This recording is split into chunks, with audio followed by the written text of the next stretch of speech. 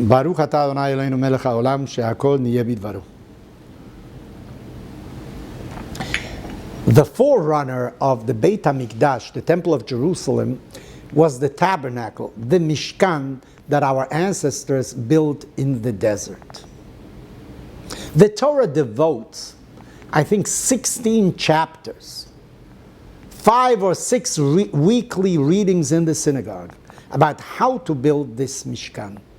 It tells you of every screw, of every column, of every piece of cloth, everything that had to be done in order to erect this Mishkan. In addition, what clothing the priests had to wear. In addition, what sacrifices were going to be offered. In addition, what other elements were there.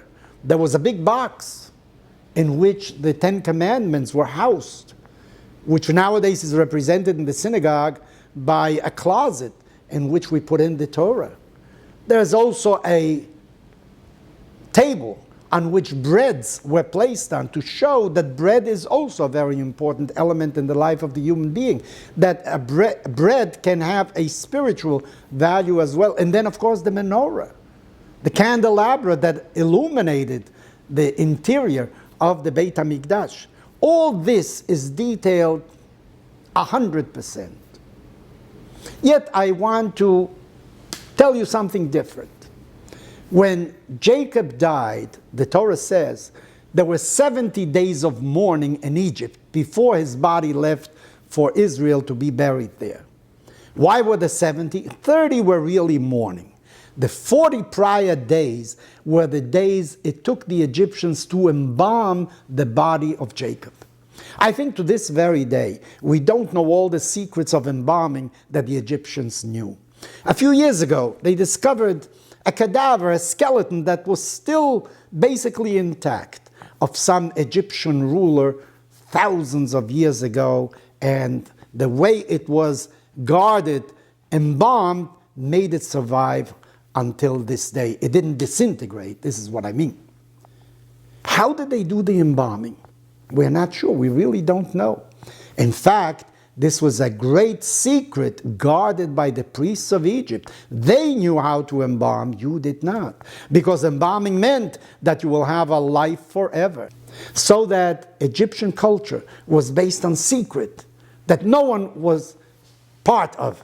No one knew exactly what it was. Comes the Torah and tells you something altogether different. You want to know how to build a house of God? I'll tell you exactly what the measurements are, everything you want to know. Any one of us can actually go ahead and reproduce again what was done in the desert. What is the message then? The message was something else. The message was that the tabernacle was only a means for the presence of God. What was important was the presence of God, the message.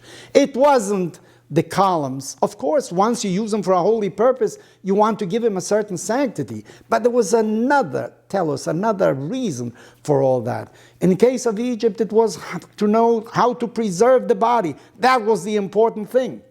But in Judaism, the temple, the sanctuary, meant something altogether different. According to Rabbi Soloveitchik, the Mishkan was really a representation of Mount Sinai. The Jews had to leave the presence of God, where God revealed His will in Mount Sinai. Now, they would be orphaned from the presence of God. So the Mishkan, in a sense, was a replica of Mount Sinai. God was going to be with them all the time. So we have to bear in mind, Mount Sinai isn't the end of things. As a matter of fact, we don't even know which of the mounts in that desert was Mount Sinai. What is important is the revealed word of God. The same goes for the Mishkan. The construction of the Mishkan was not the purpose. The purpose was the presence of God. And even though we no longer have a Mishkan, we don't have a Beit HaMikdash, it is the presence of God that gives us vigor, that gives us fortitude, that gives us a reason to continue on living.